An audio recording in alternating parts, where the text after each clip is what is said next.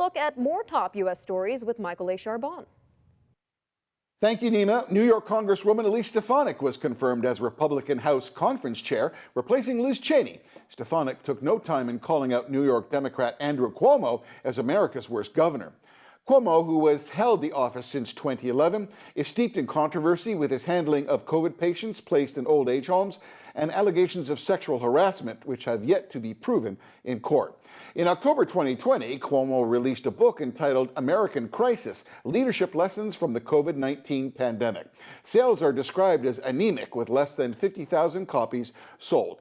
Cuomo's gross payment for the book is an estimated $5.1 million. Cuomo hinted that he will run again for governor, as former New York Mayor Rudy Giuliani's son, Andrew Giuliani, announced in a slick video that he will challenge Cuomo for the New York governor's seat in 2022. The Havana Syndrome exists.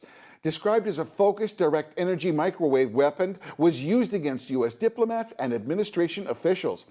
It first surfaced in 2016 in Cuba, where a diplomat and his family experienced severe headaches, vertigo, nausea, and sustained brain damage. Other occurrences occurred in 2017 in Moscow and in 2020 on 3 occasions, one in China and twice on the White House grounds. The specifics of what the weapon is, how it is deployed, and who is responsible remains unknown.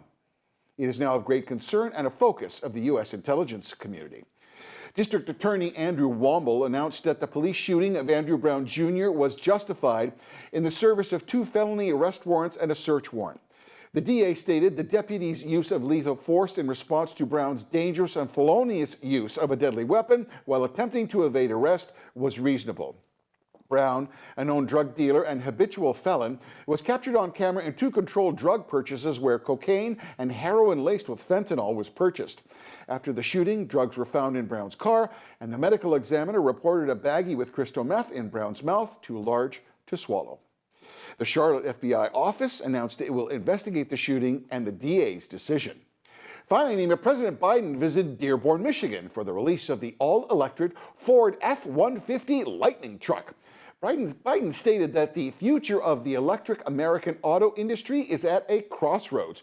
Coined as the blue-collar blueprint to build America, is part of Biden's $2.3 trillion infrastructure plan.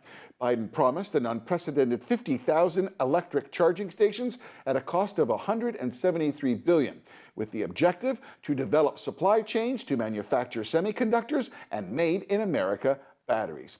So, Nima, below the 49th, the Giuliani announces a run for Cuomo's seat. A mysterious energy weapon does exist, and the internal combustion engine begins a countdown to becoming obsolete. But really, nothing beats the rumble of a V8 engine. Back to you, Nima.